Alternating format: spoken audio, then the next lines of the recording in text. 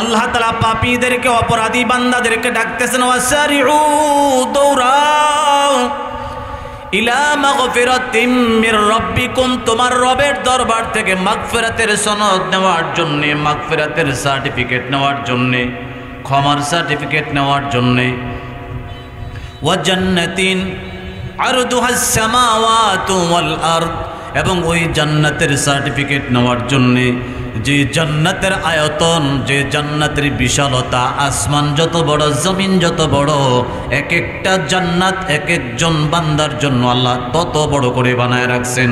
বলেন সুবহানাল্লাহ। তাহলে জান্নাতের মালিকানা নেওয়ার আগে, জান্নাত রেজিস্ট্রি করে নেওয়ার আগে মাগফিরাতের সনদ লাগবে, ক্ষমার সার্টিফিকেট লাগবে। ক্ষমা ছাড়া জান্নাত পাওয়া যায় না। কথা বলেন ঠিক কিনা? পিছনে যারা বসছেন আপনারা কিন্তু আওয়াজ দেন না, একটু আওয়াজ দিয়ে বলেন তো দেখি আমাদের গুনাহ আছে না নাই? গুনাহ থাকলে কিন্তু মাগফিরাতও দরকার আছে। যার গুনাহ আছে তার মাপ চাওয়ার দরকার আছে। গুনাহ না থাকলে মাপ চাওয়ার দরকার নাই, আপনি মাপ চাইেন না। কিন্তু আমাদের সকলেরই পাপ আছে, সকলের গুনাহ আছে। আল্লাহ তাআলা ডাকতেছেন, দৌড়াও রবের দরবার থেকে মাগফিরাতের সনদ নেওয়ার জন্য, ক্ষমার সার্টিফিকেট নেওয়ার জন্য, জান্নাতের মালিকানা নেওয়ার জন্য। লক্ষ্য করে দেখেন, পৃথিবীর জমিনে আমরা দেখি মানুষ, বৃদ্ধ মানুষ পর্যন্ত বিভিন্ন রোগের টিকা নেওয়ার জন্য, করোনার সময় আপনারা দেখেছেন, লক্ষ্য করে করোনার টিকা নেওয়ার জন্য, ভ্যাকসিন নেওয়ার জন্য সরকার যখন আদেশ করে দিল, করোনা ভাইরাস থেকে বাঁচতে হলে টিকা নেওয়া লাগবে, টিকা না নিলে হসপিটালে জায়গা নাই, রেজিস্ট্রি অফিসে জায়গা নাই, বিদেশ যাইতে পারবে না, হজে যাইতে পারবে না, বিভিন্ন রকমের যখন চাপ প্রয়োগ করা হয়েছে, যারা হাঁটতে পারে না, হুইল চেয়ারে চলে, এদেরকেও ঠেলা ঠেলা নিয়ে টিকা দিছে। কথা কম না, দিছে না? লাঠি ভর করে করে 2 লাঠি বগলের সিপাহি দিয়া ঘন্টার ঘন্টা টিকার লাইনে দাঁড়ায় রয়েছে। ওই করোনার ভাইরাস থেকে নিজের বডিকে এন্ট্রি করার জন্যে, বডিকে সুরক্ষা দেওয়ার জন্যে, ভাইরাস প্রতিরোধ করার জন্যে করোনার টিকার লাইনে ঘন্টার ঘন্টা অচল লোক পর্যন্ত দাঁড়ায় রয়েছে। মুসলমান ইমানদার, করোনা ঢুকলে যদি মৃত্যু হয়ে যায়, এই ভয়ে মানুষ এত কষ্ট করেছে। দুনিয়ার জমিন থেকে পাপের বাইরা যদি আপনার দিলের ভিতরে ঢুকে যায়, পাপের বাইরা যদি আপনার অন্তরের ভিতরে ঢুকে যায়, আল্লাহর কসম, আল্লাহর জান্নাতে আপনার ঠিকানা হবে না। পাপীরা জান্নাতে যাবে না। নাপাক আর ময়লা যুক্ত কাপড় নেওয়া, যেমন কোনো ব্যক্তি ভিআইপি এরিয়ার ভিতরে ঢুকতে পারে না, শেরাটন হোটেলে, 5 স্টার হোটেলে ঢুকতে দেওয়া হয় না। আপনার শরীরে যদি ময়লা থাকে, আবর্জনা থাকে, সিরা পাঞ্জাবি, সিরা কাপড় যদি থাকে, আপনাকে কি শেরাটন হোটেলে ঢুকতে দিবে? আরে কথা কোন ঢুকতে দিবে? এয়ারপোর্টে ঢোকার সময় দেখবেন, যারা হজ করতে গিয়েছেন, প্রবাসে গিয়েছেন, বিদেশে গিয়েছেন, এয়ারপোর্টে ঢোকার সময় দেখবেন একাধিক চেকার আছে, জায়গায় জায়গায় চেক করে না? করে না?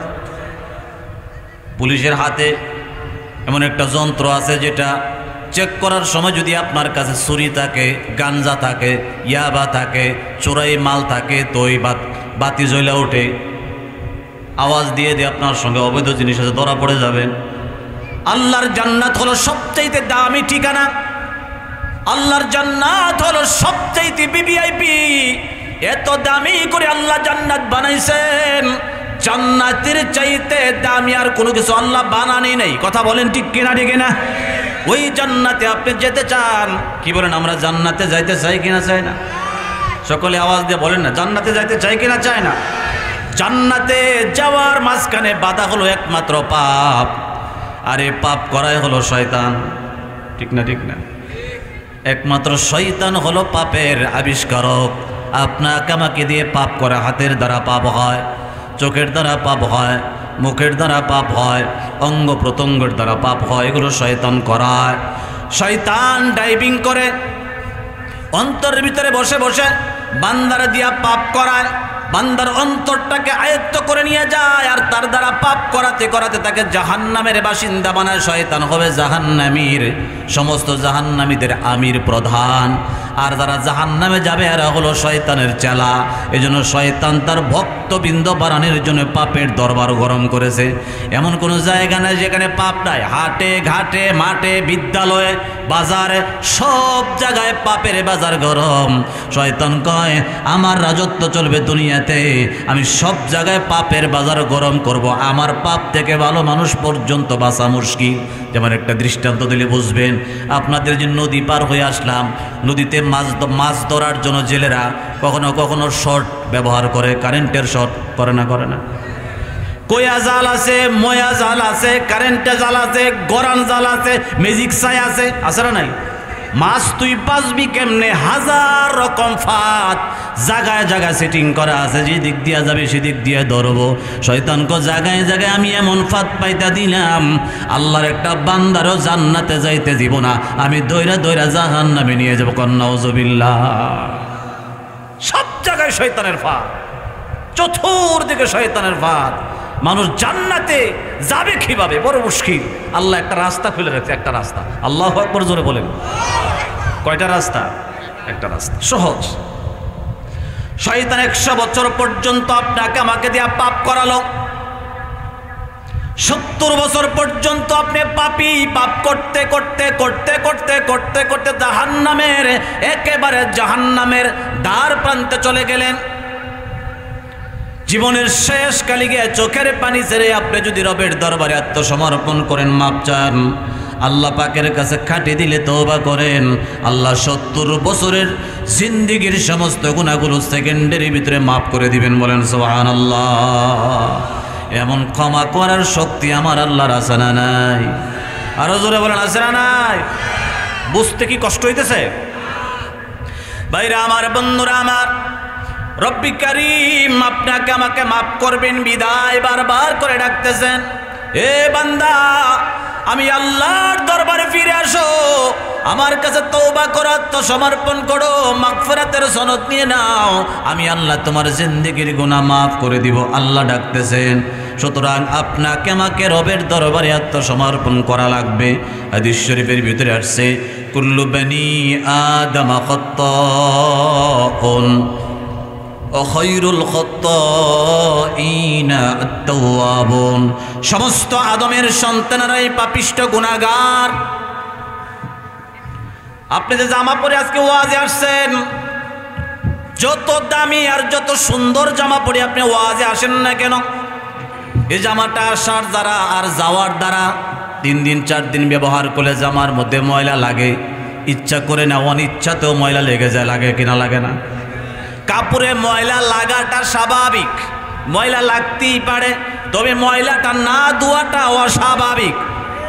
কোনো সুস্থ মানুষ ময়লা গায়ে নিয়ে বাচ্চা পেশাব করে দিয়েছে, পেশাব সহ কোনো মিটিংয়ে যায় না, ওয়াজে যায় না, কোনো মজলিসে যায় না, নামাজ পড়তে যায় না, বাচ্চা পায়খানা করে দিয়েছে, এই পায়খানা সহ কোনো ঈদের অনুষ্ঠানে যায় না, অথবা কোনো একটা বরযাত্রীর অনুষ্ঠানে যায় না, তার বিবেকে বাধা দেয়। এ মুসলমান ইমানদার, পাপের ক্ষেত্রে ভিন্ন।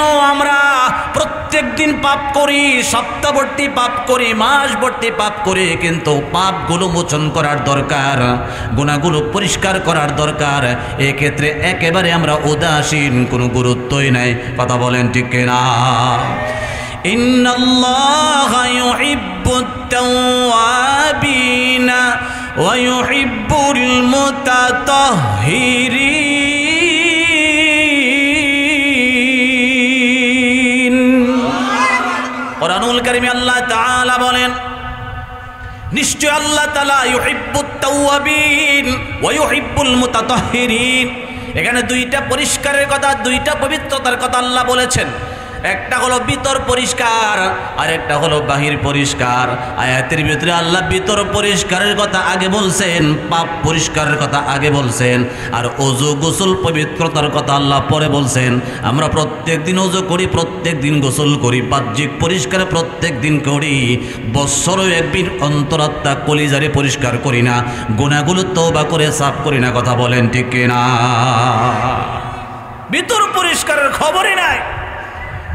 পাপ নিয়ে যদি মৃত্যুবরণ করি, পাপী অবস্থায়, পাপিষ্ঠ অবস্থায় যদি মরণ হয়ে যায় তওবা ছাড়া, তাহলে জাহান্নামে যাওয়া ছাড়া কোনো উপায় নাই। ওই ভিতরের গুনাহগুলো পরিষ্কার করবে জাহান্নামের আগুনে পোড়ায়া। আর এই জাহান্নামের আগুন হলো এমন প্রজ্বলিত আগুন, লেলিহানযুক্ত আগুন, 3000 বছর পর্যন্ত এটারে জাল করতে করতে করতে করতে একবারে ঘন কালো, কৃষ্ণবর্ণের, কালো বর্ণের করে রাখছে। যে আগুন পৃথিবীর পশ্চিম প্রান্তে যদি কেউ একটু জ্বালায়া দেয়, পূর্ব প্রান্তে কোনো মানুষ থাকলে তারা পুরে ছাই হয়ে যাবে। তাপটা কতটুক দূরে যায়। আর দুনিয়ার আগুন তো বিড়ির কাছে ধরায়, বিড়ি এনো আর মেজ এনো, অসুবিধা হয়, তাপমাত্রা একবারে কম। আর জাহান্নামের আগুন যে জায়গায় সূর্য উঠে ওই জায়গায় যদি কেউ জ্বালায়, যে জায়গায় সূর্য ডুবে, মাঝখানে রাস্তা কি কম না দূরে? অনেক অনেক দূরে, হাজার হাজার kilo, lakh lakh billion trillion kilo. সে জায়গায় পশ্চিমে যেখানে সূর্য ডুবে ওই জায়গায় কোনো মানুষ থাকলে তারা পুরে সঙ্গে সঙ্গে কয়লা হয়ে যাবে। জোরে করে নাউযুবিল্লাহ। এমন ভয়ঙ্কর আগুন দিয়া পোড়ায়া এই পাপগুলো মোচন করা হবে। বলেন, জাহান্নামের আগুন সহ্য করার ক্ষমতা আছে? মুরব্বীরা কষ্ট হইতেছে কথা বুঝতে? জাহান্নামের আগুনে পোড়ার মতো শক্তি আমাদের আছে? এবার বলেন তো দেখি, আমাদের পাপ আছে না নাই? জান্নাতে যাওয়ার ইচ্ছা আছে না নাই? জান্নাতে যাওয়ার ইচ্ছাও আছে, আবার পর্যাপ্ত পরিমাণ পাপও আছে। ও জান্নাতে যাবো কেমনে? মৃত্যু আসার আগে আগে তওবা করা লাগবে। মৃত্যু এসে গেলে কিন্তু তওবা কবুল হয় না। অনেকে আশায় বসে আছেন যে আজরাইলকে যখন দেখব তখন তওবা করে একেবারে ভালো হয়ে যাব। আজরাইলকে দেখার পর তখন তওবা কিন্তু কবুল হয় না। মৃত্যুর যন্ত্রণা আরম্ভ হয়ে গেলে তওবা আর কবুল হয় না। আল্লাহ কোরআনে বলেছেন, ওয়ালাইসাতিত তাওবাতু লিল্লাযীনা ইয়া'মালুনাস সাইয়্যাত হাত্তা ইযা হাদারা আহাদাহুমুল মাউত ক্বালা ইন্নী তুবতুল আন।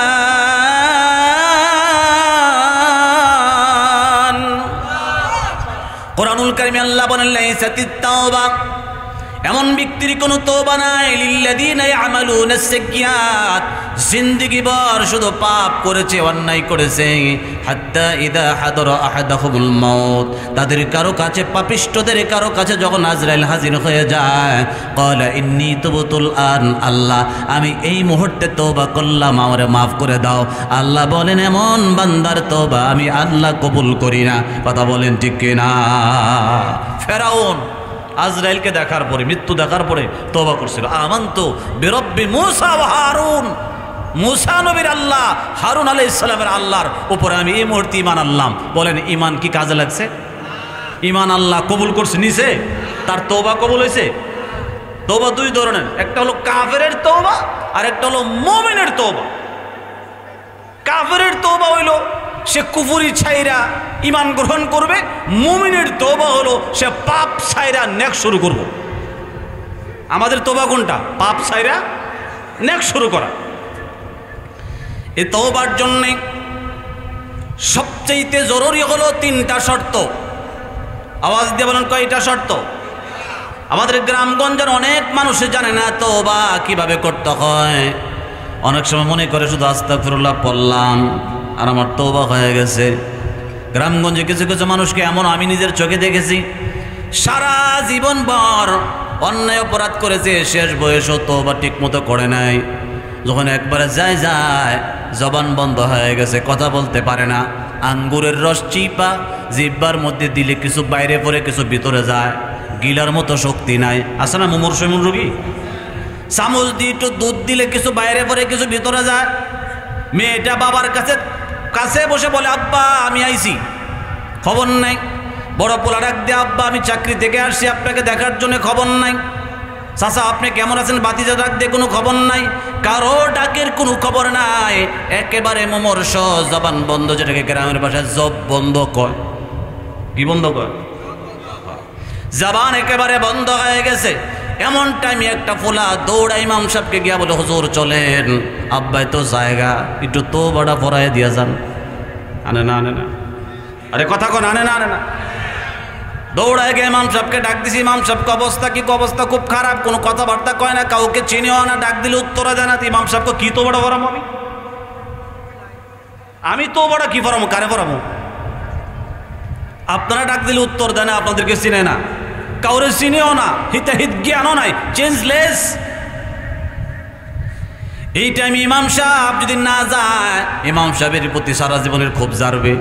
ইমাম সাহেব কেন গেল না, আব্বারে কেন তওবাটা পড়ালো না? তো ইমাম সাহেবকে শেষ পর্যন্ত নিজে তওবা নিজেই পড়ে আস্তাগফিরুল্লাহ যা পড়ার দরকার নিজে নিজে পড়ে, ওই লোক তো আর পড়তে পারে না। কথা বলেন ঠিক কিনা রে কিনা? এমন তওবা কিয়ামত পর্যন্ত করলেও, করালেও, পড়ালেও কোনো কাজে লাগবে না। কথা বলেন ঠিক কিনা? এই জন্য তওবার জন্য 3টা শর্ত। জোরে আওয়াজ দিয়ে বলেন, কয়টা শর্ত? লিত্তাওবাতি সালাসাতু শুরুতিন, তওবার জন্য 3টা শর্ত। আহাদুহা আইয়াকলা আনিল মাসিয়া, 1 নম্বর শর্ত হলো জিন্দেগি ভর যে পাপ আপনি করতেছিলেন ওই পাপ থেকে ফিরে আসা। যেমন একটা লোক সুদের কারবার করে গ্রামের ভিতরে সুদের টাকা লাগাইছে, একটা লোক অবৈধ ব্যবসা করে, অবৈধ ব্যবসার বিভিন্ন ডিলার, বিভিন্ন মাধ্যম সে অনেক জায়গায় ছড়াইছে, ব্যবসা ছড়ায় ছিটে বড় আকারে ব্যবসা দাঁড় করাইছে। এই লোকটা যতদিন পর্যন্ত এই সুদের কারবার, হারামি কারবার, অবৈধ ব্যবসা ক্লোজ না করবে, একেবারে বন্ধ না করবে, যতই নামাজ পড়ে পড়ে আল্লাহর কাছে তওবা করে মাপ চায়, বলেন তো দেখি আল্লাহ পাকের কাছে তার এই অবৈধ ব্যবসার খবর আছে না নাই? অনেকে যুক্তি দেয়, আমার এটা ব্যবসা, ব্যবসার কাম ব্যবসায় করব, তওবার কাম তওবাই করব, নামাজের কাম নামাজই করব। নাউজুবিল্লাহ কোন। আমার একবার দাওয়াত দিয়েছিল ডিপজলে, চিনছেন? খুব ভালো চিনছেন। কেডা দাওয়াত দিছিল? হ্যাঁ, ওনার মাদ্রাসা আছে আমিন বাজার গাবতলী। তো আমি ওনার লোকজনকে জিজ্ঞেস করলাম যে এই যে আমিন বাজার মাদ্রাসা করছেন, কওমি মাদ্রাসা, এখানে ছাত্ররা পড়াশোনা করে, এই সিনেমা টিনামা এগুলো ছেড়ে দিন জানা? ওই হুজুর এটা তো আমার ব্যবসা। এটা কি সিনেমা টিনামা করা, মেয়েদের কিনা জড়াজড়ি, কোলাকুলি, অবৈধ কাজ, এই সমস্ত অশ্লীলতা, বেহায়াপনা, নির্লজ্জতা এগুলো যে করে, এটা হলো তার ব্যবসা। আচ্ছা, ব্যবসা একটা হারাম জিনিসটা যদি আপনি ব্যবসা করেন, তাইলে কি এটা ব্যবসা হয়ে যাবে? আহাল্লাল্লাহুল বাইআ, ব্যবসাটা হালাল করছে কারা? জোরে তো আওয়াজ দেখুন, ব্যবসা হালাল করছে কে? দেখে আমার কথা না, কোরআনের কথা। আল্লাহ ব্যবসাটা হালাল করছে। এখন যদি আমি এই দেশ থেকে মেয়েদেরকে ধরে ইন্ডিয়া পাচার করি, এটা আমার ব্যবসা। আমি গাঁজা বেচা শুরু করলাম, ইয়াবা বেচলাম, এটা আমার ব্যবসা। আমি মদ বিক্রি করবো, এটা আমার ব্যবসা। বললেই কি ব্যবসা হয়ে যাবে? কথা বলেন, হবে? মনে করেন এই যে একটা প্যাকেট টিস্যু বক্স, এই টিস্যু বক্সের মধ্যে যদি 1 কেজি টাটকা কাঁচা পায়খানা ঢুকায়,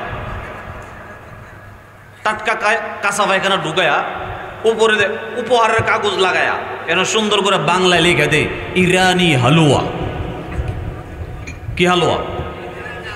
আচ্ছা, এটা কি 2 ঘন্টা পরে ইরানি হালুয়া হয়ে যাবে নাকি এটা সিরার পরে ভিতরে যে মাল হেডই থাকবে? নাম শেষ করলে বস্তু পরিবর্তন হয় না। হালাল কোনোদিন হারাম হয় না, আর হারাম কোনোদিন নাম পরিবর্তন করলে হালাল। আরে কথা বলেন, হয়?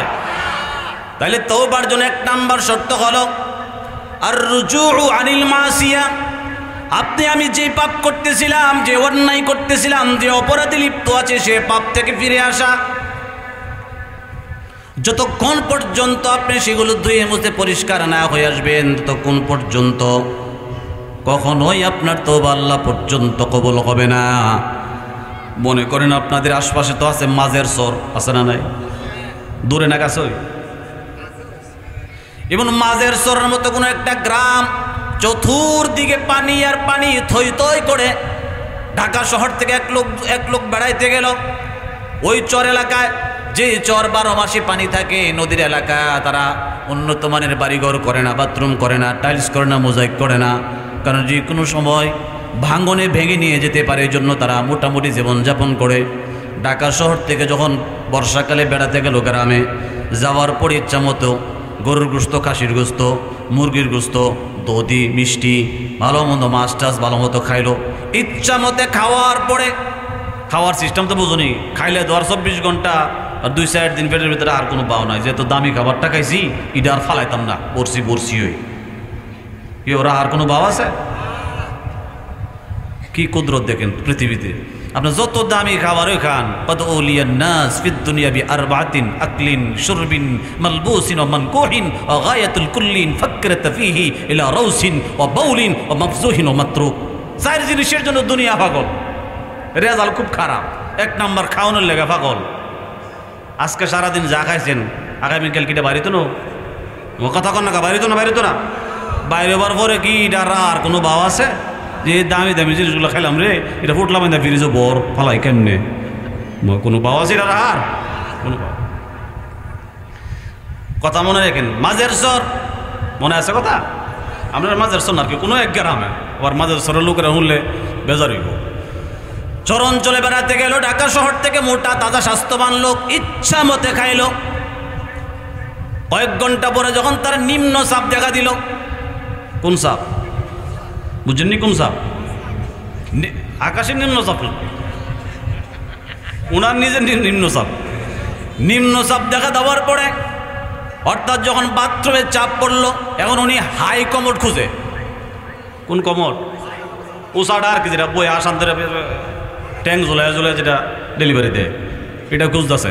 আমি তো ঢাকা শহরে ফ্ল্যাটে থাকি, আরামে বিলাস করি, আইসি বেড়াইতাম, ভালো মন্দ খাইছি, মানে আমার তো এটা ছাড়া পাও না, পেট বড় তো, পেটের লেগে আউটো মিলাই ভিতরে না আর কি রিসেপ্টটা।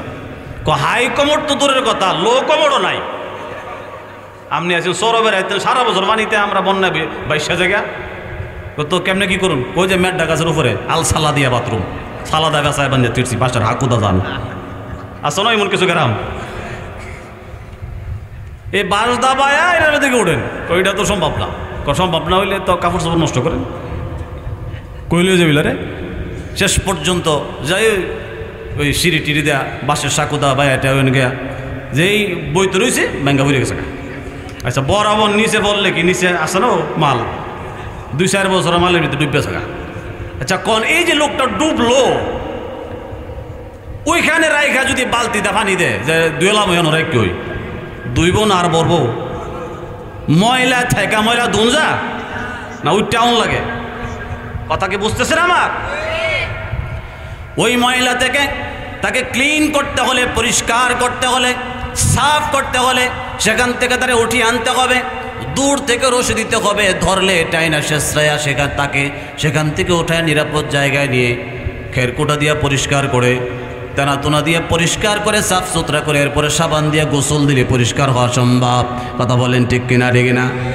ঘুষের জায়গায় বসে, সুদের জায়গায় বসে, অবৈধ জায়গায় বসে হারামি কারবার করে, আবার জুমার দিন ইমাম সাহেব যখন মুনাজাত করে রব্বানা জালামনা, সুদকুর পিছনে বসে বসে কান্দে, আল্লাহ মাফ করে দাও, কুইয়ানো মারে আসলে এমন লোক। আল্লাহ জানে না যে 2টা গিয়ে আবার ওই সুদের কারবার বইব, 2টা গিয়ে দরবার করতে গেলে ঘুষ খাইবো, এই খবর আল্লাহ জানে না। আলিমুল গায়বি ওয়াশ শাহাদা, সামনে পিছনে আগাম পরে সব খবর কার কাছে আছে? আল্লাহ যত কুইয়ানি মারস আর যতই পানি ছাড়স, তুই তো সারে আন্দা সরাই বরাইলেছ, তোর তওবা কবুল হবে না। কথা কোন কথা ঠিক কিনা? ঠিক না? তওবার জন্য শর্ত হলো আর রুজু আনিল মাসিয়া, যে পাপে আমি আছি, যে পাপে আপনি আছেন, ওই পাপ থেকে একেবারে ফিরে আসা, আল্লাহ আর করব না, ছেড়ে দিলাম। 1 নম্বর শর্ত। 2 নম্বর শর্ত হলো আইয়ান্দামা আলা ফিআলিহা, 10 বছর 20 বছর 15 বছর 30 বছর যত অন্যায় করলাম, যত অপরাধ করলাম, অতীতের 20 বছর 30 বছর 15 বছর 10 বছরের পাপের জন্য আল্লাহ পাকের দরবারে একেবারে দিল থেকে খাটিয়ে দিলে তওবা করা, লজ্জিত হওয়া, অনুতপ্ত হওয়া, অনুশোচনা করা, চেহারার ভিতরে লজ্জার ছাপ ভাসাইয়া রবের সামনে চোখের পানি ছেড়ে গুনগুন গুনগুন করে গভীর রাত্রে কান্না করা, তাহাজ্জুদ নামাজ পড়ে পড়ে তাম পৃথিবীর মানুষগুলো যখন ঘুমিয়ে থাকে তখনও কিন্তু আমার রব ঘুমায় না। ওই শেষ রাত্রে ওইটা তাহাজ্জুদ পড়ে পড়ে আল্লাহর দরবারে যখন আপনি কান্না করবেন, তখন আল্লাহ রব্বুল আলামিন আপনার জিন্দেগির সমস্ত পাপগুলো ক্ষমা করে দিবেন। বলেন সুবহানাল্লাহ। তাহলে তওবার জন্য 1 নাম্বার শর্ত হলো পাপ থেকে ফিরে আসা। 2 নম্বর শর্ত হলো অতীতের পাপের জন্য অনুশোচনা করা, লজ্জিত হওয়া, অনুতাপ করা। 3 নম্বর শর্ত হলো আইয়া আযামা আযমান জাযিমান আল্লা ইয়াউদা আলাইহা, ওয়াদা দেওয়া, প্রতিশ্রুতি দেওয়া, প্রতিজ্ঞা করা আর জিন্দেগির ভিতরে এমন পাপ করব না, এই পাপের কাজে আর রুজু করব না, ফিরে যাব না, আল্লাহর পাপ করব না, তুমি আমার তওবা কবুল করো। এই 3 শর্ত মেনে যদি কোনো বান্দা তওবা করে তাইলে আল্লাহ তাআলা তার সমস্ত জীবনের গুনাহ মাফ করবে। বলেন সুবহানাল্লাহ। হযরত উলামায়ে কেরামগণ আরেকটা শর্ত নতুন করে লাগিয়ে দিলেন যে ফাইন কানা তাতাআল্লাকু বিআদামিগিন, বান্দার সঙ্গে যদি বান্দার লেনদেন থাকে, কারো টাকা আত্মসাৎ করেছেন, কারো জমিন এক হাত দখল করেছেন, কারো জিনিস আপনি মেরে দিয়েছেন, এরি খেতে পানি নেওয়ার পরে, ধান ক্ষেত পানি নেওয়ার পরে ধান কাইটা বাড়িতে নিয়ে গেলেন, ফসল নিয়ে গেলেন, ফসল খেয়ে ফেলেছেন, কিন্তু ওই পানিওয়ালার মেশিনওয়ালার পানির টাকাটা পর্যন্ত দেন নাই, আছে না? আরে কথা কোন আছে না নাই? কেউ টেয়ারা খুঁজলে কয় কি জানেন, আমি কি গেছি এলাকা সাইরা কিরে কয়দিন খুঁজছ তুই, আর উল্টা জারি দে, কি যে বেকায়দা লেনদেন। খুব অপরিষ্কার আমাদের, কথা কন ঠিক কিনা ঠিক না? বান্দার সঙ্গে লেনদেন থাকলে বান্দার সঙ্গে সমাধান করা, আর যদি আপনি বান্দার সঙ্গে লেনদেন পেশ লাগায় দুনিয়ার জমিন থেকে চলে যান তাহলে কিয়ামতের ময়দানে আপনি হবেন সবচেয়ে বড় কাঙ্গাল, ভিক্ষুক। রাসূল বলেন তাদরুনা মানিল মুফলিস, তোমরা কি মুফলিস চিনো, ফকির চিনো? সাহাবীরা বলে টাকা নাই, পয়সা নাই, ঘর নাই, বাড়ি নেই, এই লোকটা মুফলিস। রাসূল বলে না, কিয়ামতের ময়দানে এমন একটা লোককে হাজির করা হবে আল্লাহর আদালতে, হজ আছে, নামাজ আছে, রোজা আছে, যাকাত আছে, অনেক ইবাদত আছে, কিন্তু এই লোকটা শেষ পর্যন্ত মুফলিস হবে, কারণ বহু পাওনাদার তার কাছে দাঁড়ায় থাকবে। আল্লাহ দুনিয়াতে বিচার পাই নাই, আমার পাওনা আদায় না করে জারি দিয়া দূরে সরায় দিত, যাইতে যাইতে কয়েক জোড়া স্যান্ডেল খতম করেছি, শেষ করেছি, এরপরও পাওনা টাকা আনতে পারি নাই। আজকে আপনি হাকামুল হাকিমিন বিচার করে দেন, আল্লাহ তাআলা প্রত্যেকটা পাওনাদারের পাওনা সেদিন নেকি দিয়া পূরণ করে দিবে। বলেন ঠিক কিনা? সব পাওনাদাররা হজ, যাকাত, নামাজ, রোজা, তাসবিহ, তাহলিল, জিকির, আজকার যা করছে পাওনাদাররা লয়ে যাবে গা। এরপরও যদি পাওনাদার বাহিত হয় এরা দিব কি? পাওনাদাররা বলবো আল্লাহ আমাদের তো দেওয়ার আর কিছু না, সব তো শেষ হয়ে গেছে, লয়ে গেছে গা, তো আমরা পাপের বোঝাটা ইলার কান্দ সাফায় দেখ। নেক্সট শূন্য, অন্যের পূজার বাড়ি, পাপের বোঝা বাড়ি, ওই লোকটা হবে সবচেয়ে বড় কাঙ্গাল। তাইলে পাওনা বাকি রেখে মরা খুব বালা, কি কথা বুঝেন নাই? মানুষেরা ঠকায়া মানুষেরা মাইরা মরে যাওয়া খুব বালা নাকি? হ্যাঁ, আর যাই করেন আর না করেন বান্দার সাথে লেনদেন ফেসায় মরেন, ফেস লাগায় মরেন না, বান্দার পাওনা বান্দারে পরিশোধ করবেন। আল্লাহ তৌফিক দেখ, বলেন আমিন। আরো জোরে বলেন আল্লাহুম্মা আমিন। কি বিরক্ত লাগতেছে? আমাদের এই আল্লাহর দরবারে তওবার জন্য 3টা শর্ত, 4টা শর্ত মেনে তওবা করতে হবে।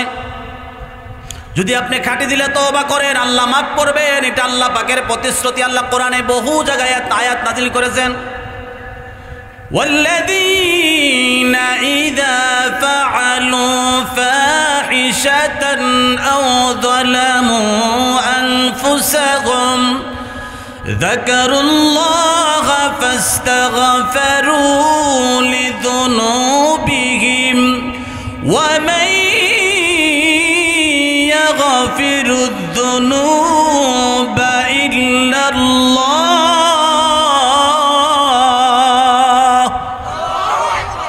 কোরআনুল কারীমে আল্লাহ বলেন ওয়াল্লাযীনা ইযা ফাআলু ফাহিশা, অশ্লীল গর্হিত কর্মকাণ্ড, ফাহিশা কাজ যারা করলো, আও যালামু আনফুসাহুম, নিজের ক্ষতি নিজেই করলো, পাপ করতে করতে।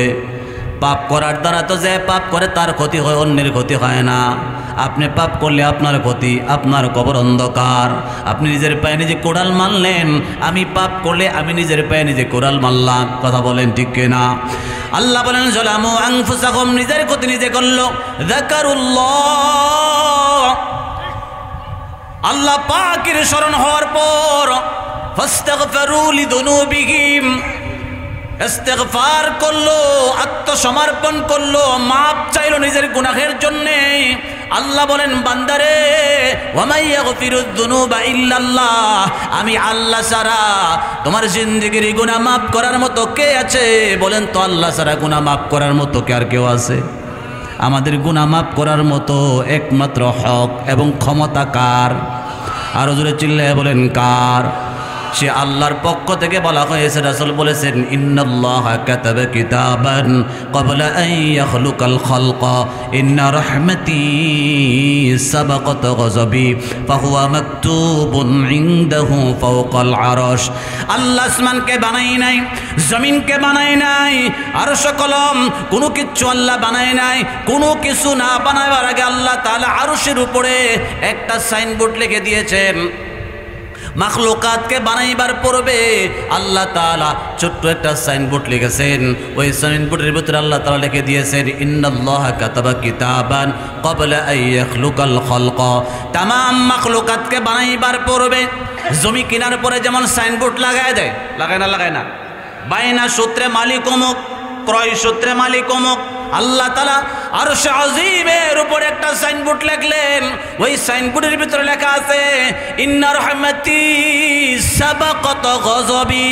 আমি আল্লাহর রাগও আছে, আমি আল্লাহর মায়াও আছে, তবে আমার মায়া, আমার দয়া, আমার রাগের উপরে সর্বদাই বিজয়ী থাকবে। আমার আল্লাহর মায়া এত বেশি, এত বেশি। হাদিস শরীফের ভিতরে আছে আল্লাহ মায়া আর দয়া আর রহমতকে আল্লাহ তাআলা 100 ভাগ করলেন, 100 বন্টন করলেন। 99 ভাগ মায়া আল্লাহ নিজের কাছে রাখলেন, 1 ভাগ মায়াকে আল্লাহ তামাম পৃথিবীর ভিতরে ছড়ায়া ছিটায়া দিলেন। 1 ভাগ মায়া থেকে মা বাবা কি মায়া পাইলেন, বাবা কত কষ্ট সন্তানের জন্য করে, মা নিজে না খায় সন্তান রেখায়। আল্লাহু আকবার জোরে কোন। পশু পাখির দিকে লক্ষ্য করে দেখেন, আরে পশু পাখির দিকে লক্ষ্য করে দেখেন, গাভীটা তার বাচ্চা জন্ম দেওয়ার পর কথা তো বলতে পারে না, হাত দিয়া ধরতেও পারে না, তার 4টা ঠ্যাং, নিজের জিহ্বা দিয়া বাছুরটারে লেয়া লেয়া কি ভালোবাসা প্রদর্শন করে, কি মায়া দেখায়। পাখিগুলোরে দেখবেন ওই মাঠ থেকে, মরুভূমি থেকে, বিভিন্ন জায়গা থেকে ছোট্ট ছোট্ট দানা, কীট পতঙ্গ, পোকামাকড় এইভাবে ধরে ধরে ধরে ধরে গলা পর্যন্ত বড়ি রিজার্ভ করে, এরপরে বাসায় উড়াল দিয়ে এসে আবার উল্টা বের করে ছোট্ট ছোট্ট করে নরম নরম করে তার বাচ্চারে খাওয়ায়। এই মায়াকে শিখিয়ে দিল। 100 ভাগ মায়া থেকে 1 ভাগ মায়া যদি পশু পাখি মানব দানব সমস্ত প্রাণী কুল পাওয়ার পরে এমন মায়া দেখাতে পারে যে আল্লাহ পাকের কাছে 99 ভাগ মায়া রয়ে গেল, কিয়ামতের ময়দানে ওই 1 ভাগ মায়া যা আমাদের আল্লাহ দিয়েছেন সেটাও আল্লাহ তারা নিয়ে যাবেন। 100 ভাগ মায়া আল্লাহ হাসরের ময়দানে আমাদেরকে দেখাবেন। জোরে চিল্লায়ে বলেন সুবহানাল্লাহ। সে দয়ার মালিক আপনাকে আমাকে ডাকতেছেন, বান্দারে তওবা কর, মাপ চাও, আত্মসমর্পণ করো, আমি আল্লাহ তোমার জিন্দেগির গুনাহ মাফ করে দিব। আল্লাহ রাব্বুল আলামিন কত বড় পাপীকে মাফ করছেন। ছোট্ট একটা বুখারীর ঘটনা আমি আপনাদেরকে শোনাই। বুখারী শরীফের ভিতরে আসছে ওয়াহশী নামক একজন ব্যক্তি আল্লাহর নবীর আপন চাচা আমিরে হামজা রাদিয়াল্লাহু আনহুকে নিজ হাতে হত্যা করে। নাউজুবিল্লাহ চিল্লায়ে বলেন। আমিরে হামজা ইসলামের পক্ষে বড় মুক্তিযোদ্ধা ছিলেন, বীর উত্তম ছিলেন, বীর শ্রেষ্ঠ ছিলেন, বীর প্রতীক ছিলেন, অত্যন্ত সাহসী ছিলেন। ইসলামের পক্ষে বহু যুদ্ধে তিনি, আল্লাহ রসুলের পক্ষে, কালিমার পক্ষে বহু যুদ্ধে তিনি যুদ্ধে অংশগ্রহণ করে তিনি কাফেরদেরকে কচুকাটা করেছেন। উহুদের প্রান্তরে ওয়াহশী নামক সামান্য একটা গোলামকে হিন্দা নামক একজন মহিলা ভাড়া করে আনছে যে তোরে এত টাকা পুরস্কার দেব, এতটা উট পুরস্কার দিব, ওয়াহশীর কল্লা কেটে তার কলিজাটা ফেরে আমার কাছে আনতে পারলে তোরে প্রাইজ, এই উপটুকুন, এই গিফট তোরে দেওয়া হবে, পুরস্কার দেওয়া হবে। উহুদের প্রান্তরে যখন ওয়াহশী আমিরে হামজার পাশ দিয়া যায়, আমিরে হামজা দুর্বল মনে করে, হালকা মনে করে তারে কিছুই করে নাই, ছেড়ে দিয়েছে। বহু কাফেরকে টুকরা টুকরা করেছে, কিন্তু ওয়াহশীরে কিছুই করে নাই, কারণ দুর্বলের উপর আঘাত করা এটা মুসলমানের কাজ না। কথা বলেন ঠিক না? আরে কথা বলেন না ঠিক না? ঠিক না? বাংলাদেশে মাত্র 3% হিন্দু। কয় পার্সেন্ট? আরে কথা কন, কয় পার্সেন্ট? আমরা হইল প্রায় 95%। তো 95% মুসলমান যদি চায় হিন্দুদের উপরে অত্যাচার করে, এরা টিকবে? আমরা কি অত্যাচার করি? আরে কথা বলেন, করি। কিন্তু হিন্দুদের একটা অংশ, ইসকন একটা সংগঠন, কথা কোন আছে না নাই, এরা সারাটা বাংলাদেশ উত্তাল করে তুলেছে। কথা বলেন ঠিক কিনা? ঠিক না? তাদের সন্ত্রাসী কর্মকাণ্ডের কারণে মুসলমানদের মসজিদের ইমাম থেকে শুরু করে সাধারণ যারা দিনদার মুসলমান আছে কেউ নিরাপদ নয়। জায়গায় জায়গায় তাদের হাতে খুন হচ্ছে, জায়গায় জায়গায় তাদের হাতে গুম হচ্ছে, তাদের হাতে অত্যাচারের শিকার হচ্ছে। আমাদের হাজার হাজার বোনেরা, তরুণীরা তাদের অত্যাচারের কারণে, তাদের জুলুমের কারণে তাদের দ্বারা র্যাবের শিকার হচ্ছে, তাদের দ্বারা দর্শনের শিকার হচ্ছে। কথা বলেন ঠিক কিনা ঠিক কিনা? এজন্য মুসলমান আমি আপনাদেরকে অনুরোধ করব, সজাগ থাকতে হবে। শত্রু যতই দুর্বল মনে করেন, দুর্বল শত্রু কিন্তু আপনার জীবন শেষ করে দিতে পারে, যেটা ঘটেছে হযরত আমির হামজার ব্যাপারে। কথা বলেন ঠিক কিনা ঠিক কিনা? ওয়াহশীকে হালকা মনে করে ছেড়ে দিয়েছে। ওয়াহশী কিছুক্ষণ পর আমির হামজার পিছন থেকে আঘাত করে, তিনি ঘোড়ার উপর থেকে জমিনে পড়ে যায়, কল্লা আলাদা করে দেয়, বুক চিরে কলিজা পর্যন্ত বের করে নিয়ে যায়।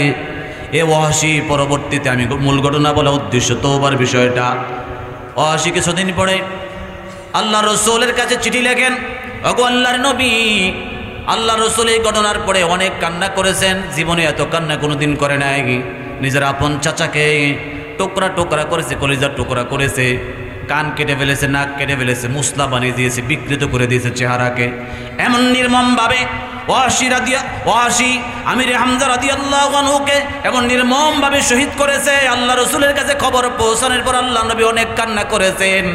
এমন খুনি যখন কিছুদিন পরে আমির হামজার কাতেল ওয়াহশী আল্লাহ রসুলের দরবারে চিঠি লিখে, ওগো আল্লাহর নবী, আমি তখন বুঝি নাই, সম্পদের লোভে পড়ে, প্রাইজের লোভে পড়ে আমির হামজাকে শহীদ করে দিয়েছি। আমার দিলের ভিতরে অনেকটা পরিবর্তন হয়েছে। আমার মনে চায় আমি কালিমা পড়ে মুসলমান হয়ে আপনার দলভুক্ত হয়ে যায়, আপনার উম্মত হয়ে যায়। বলেন সুবহানাল্লাহ, আর জোরে বলেন না সুবহানাল্লাহ। আপনার বাপের মায়েরা যদি 1 বছর পরে ফোন দিয়ে কাহা আমি তো মারছিলাম, মানে মাফ করে দেন না, আপনি কি কইবেন? আয় তুই ভাই, আয় তুই, ফুসলায়নি আয়নারে সাইজ করা যায়। কথা কোন ঠিক কিনা ঠিক না? রাসূলের আপন চাচাকে শেষ করে দিয়েছে, যেমন কাটা গায়ের মধ্যে আবার লবণের ছিটা। আমরা এটা মনে করতাম, কিন্তু রাসূল দেখেন চিঠি লিখছে, আমি তওবা করতে চাই, আমার দিল বলে যে আমি তওবা করে মুসলমান হয়ে যায়, কিন্তু কোরআন শরীফের একটা আয়াত আমাকে বাধা দেয়। এই আয়াতের কারণে আমি তওবা করতে সাহস পাই না। আল্লাহ এক আয়াতে বলছেন যে 3 অপরাধীকে আল্লাহ মাফ করে না। কয় অপরাধী? তো জোরে কন্যা আওয়াজ দেয়, কয়টা অপরাধী? والذين لا يدعون مع الله إلها آخر ولا يقتلون النفس التي حرم الله إلا بالحق ولا يزنون ومن يفعل ذلك يلقى أثاما। কুরআনুল কারীমে আল্লাহ তাআলা বলেন, ওয়াল্লাযীনা লা ইয়াদউনা মা'আল্লাহি ইলাহান আখার, যারা আল্লাহর সঙ্গে শিরিক করে না, আল্লাহর সাথে অন্য কাউকে আল্লাহর সমকক্ষ বানায় ডাকে না। কথা বুঝতেছেন? ওয়ালা ইয়াকতুলুনান নাফসাল্লাতী হারামাল্লাহু ইল্লা বিল হক, অনর্থক নিরপরাধী নিরহ কোনো মানুষকে হত্যা করে নাই। ওয়ালা ইয়াজনুনা, জিনা করে নাই। এমন মানুষ যদি তওবা করে তো আল্লাহ তার জীবনের গুনাহ মাফ করে দেয়।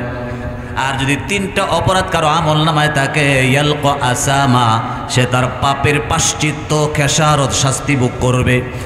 ওয়াহশী রাদিয়াল্লাহু আনহু তিনি পরবর্তীতে কালিমা পড়ে মুসলমান হয়েছেন। তিনি বলেন, আমি মানুষ হত্যা করেছি, জঘন্য জঘন্য অপরাধ আমার দ্বারা হয়েছে। আল্লাহ যেহেতু বলেছেন নিরপরাধী কোনো মানুষকে যদি হত্যা করে তাইলে তার পাপের প্রায়শ্চিত্ত ভোগ করা লাগবে, আমার তো মনে চাই কালিমা পড়ে মুসলমান হয়ে যায়। কিন্তু আল্লাহ তো বলেছেন নিরপরাধী মানুষকে হত্যা করলে এর জন্য কিয়ামতের ময়দানে শাস্তির সম্মুখীন হওয়া লাগবে। তাইলে আমি তো তওবা পড়ে কালিমা পড়লেও আমার শাস্তি ভোগ করা লাগবে, এই কারণে আমি কালিমা পড়তে সাহস করি না। আমার আল্লাহ ওয়াহশীকে কালিমা পড়ানোর জন্য তার পক্ষে কোরআনে অন্য জায়গা আরেকটা আয়াত নাযিল করে দিয়েছেন। বলেন সুবহানাল্লাহ। إلا من تاب وآمن وعمل عملا صالحا فأولئك يبدل الله سيئاتهم حسنات এই আয়াতে আল্লাহ তাআলা বলেন ইল্লা মান তাবা, শিরিক করার পরে, মানুষ হত্যা করার পরে, জিনা করার পরে ইল্লা মান তাবা, যে তওবা করে, ওয়া আমানা, ঈমান আনে, ওয়া আমিলা আমালান সালিহা, নেক আমল করে। অপরাধগুলো করার পরে যদি কেউ, এখানে তো ইল্লা মান তাবা মানি, তওবার মানি হলো যারা ফিরে আসে, মানি যে বেঈমান হিন্দু থেকে যদি ইসলামে ফিরে আসে, খ্রিস্টান ধর্ম থেকে ইসলামে ফিরে আসে, এ তাবা মানি কাফেরের তওবা। যদি কেউ পাপী অবস্থায়, গুনাহগার অবস্থায়, বেঈমান অবস্থায় জঘন্য গুনাহ করার পর ইল্লা মান তাবা ফিরে আসে, ইসলামের দিকে ফিরে আসে, ও আমানা এবং ঈমান আনে, ও আমিলা আমালান সালিহা, নেক আমল করে, আল্লাহ তার পিছনের জিন্দেগীর সমস্ত নেক বদ আমলগুলো, খারাপ কাজগুলোকে, সাইয়্যাতগুলোকে, পাপগুলোকে আল্লাহ নেক দ্বারা পরিবর্তন করে দেয়। বলেন সুবহানাল্লাহ। কত বড় দয়ালু আল্লাহ, চিন্তা করা যায়? একটা পাপও রাখবে না, পাপের জায়গায় যেই পরিমাণ পাপ ছিল পাপগুলোকে আল্লাহ নেক বানায় দেয়। বলেন সুবহানাল্লাহ। এখানে তিনটা শর্ত দেওয়া হয়। এক নাম্বার শর্ত হলো ফিরে আসতে হবে, পৈতৃক ধর্ম থেকে ফিরে আসতে হবে। 2 নাম্বার শর্ত হলো ঈমান আনতে হবে। 3 নাম্বার শর্ত হলো নেক আমল করতে হবে। সে বলেন প্রথম 2টা শর্ত সহজ, 3 নাম্বার শর্ত আমার কাছে বড় কঠিন। সারা জীবন নেক আমল করতে পারবো কিনা আমি জানি না। যদি আমার দ্বারা নেক আমল না হয়, কিয়ামতের ময়দানে আমি পাকড়াও হয়ে যাব। এজন্য তিনি টেনশন করতেছেন, এখনো তওবা করে না। আল্লাহ রাব্বুল আলামিন তার পক্ষে আরো আয়াত নাযিল করেছেন। লম্বা আলোচনা আমি শেষ পর্যন্ত যাওয়া সম্ভব না, যেহেতু হযরত চলে এসেছেন। আমি আপনাদেরকে শুধু এটাই বলতে চাই, একজন খুনি, জিনাকার, পাপীকেও আবার আল্লাহ মাফ করতে চায়। আলহামদুলিল্লাহ, এখানে কোনো খুনি নাই, এখানে আমরা কেউ খুন করি নাই, কেউ জিনা করি না, জঘন্য কোনো অপরাধ করি নাই। নিঃসন্দেহে আল্লাহ আমাদেরকে মাফ করে দিবেন। কথা বলেন ঠিক কিনা? আরে কথা বলেন ঠিক কিনা? ঠিক না? আমরা মাফের আশাবাদী। আল্লাহ মাফ করবে কিনা? করবে না? লা তাকনাতু মির রাহমাতিল্লাহ ইবাদিয়াল্লাযীনা আসরাফু আলা আনফুসিহিম লা তাকনাতু মির রাহমাতিল্লাহ। হে আমার বান্দারা, যারা ইসরাফ করেছো, অতিরঞ্জিত করেছো, পাপ করেছো, গুনাহ করেছো, লা তাকনাতু মির রাহমাতিল্লাহ, আমার রহমত থেকে নিরাশ হয়ো না। ইন্নাল্লাহা ইয়াগফিরুয যুনুবা জামিআ, আল্লাহ তোমার জিন্দেগীর সব গুনাহ মোচন করে দিবেন। এই ক্ষমতা আল্লাহ পাকের আছে না নাই? তাহলে আল্লাহ ক্ষমা করতে চায়, কিন্তু আমরাই ক্ষমা চাই না। মা কানাল্লাহু লিয়ুআযিবাহুম ওয়া আনতা ফীহিম ওয়া মা কানাল্লাহু মুআযিবাহুম ওয়া হুম